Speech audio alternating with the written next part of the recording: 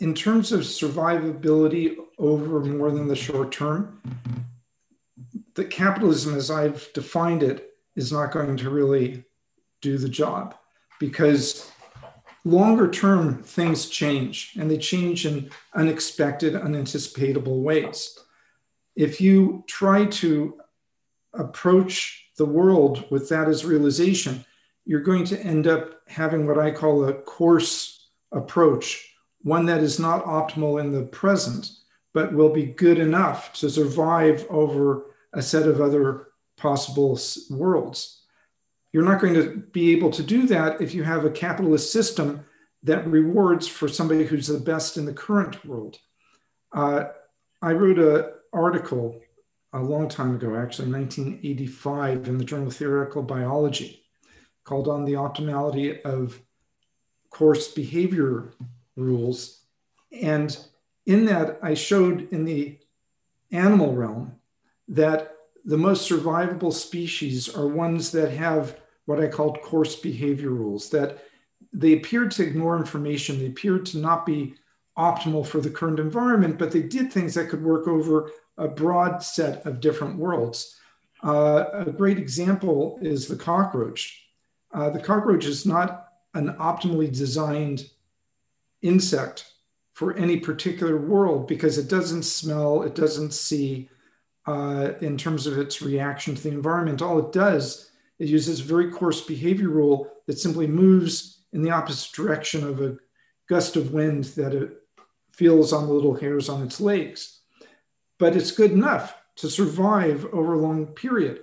Now compare that with, say, a bird whose beak is optimally structured to eat some seed that's abundant in its environment. If its environment changes, it's gone. But the cockroach has lived through cases where jungles have turned to deserts, which have turned to cities. In my mind, in a capitalist world, that bird is going to dominate over the cockroach. It will be the maximum profit generating animal, and so will dominate the cockroach. And that's the nature of the capitalist system as I would define it now. Another example would be asexual versus bisexual reproduction. Asexual reproduction is fine and efficient if the environment stays totally stable, because who needs all these, random genomes that don't work and variations of the species that are sort of irrelevant. But the reason bisexual reproduction is dominated is, although it's not ideal compared to asexual in a specific environment, its mutations and variations allow at least a subset of it to survive if we go into a different environment, one that we can't anticipate. So for that reason, capitalism is not survivable. It's not ideal if we think about a long span of civilization. What's the alternative? Broadly speaking, and I don't know what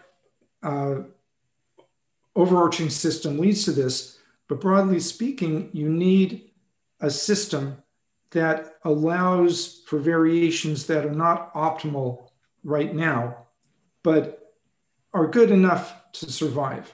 You do not want a system that basically crowds those out, that makes those, so to speak, go bankrupt. And I don't know whether that's socialism or totalitarianism, or I can't get into the political structure to do that, but that is basically what any political or policy structure has to move towards. Great. So I think you've answered the question about the survival of global capitalism. Do you want to say anything more about that, or you're? No, I think that's the essence of where I would go with capitalism. Okay. The other way to do it is to have some countries or some subset of countries be strongly capitalist, but have other structures that are not that way, as opposed to try to impose a broad non-capitalistic structure, so to speak, that allows for the survival of economic entities that are not optimal in the current environment.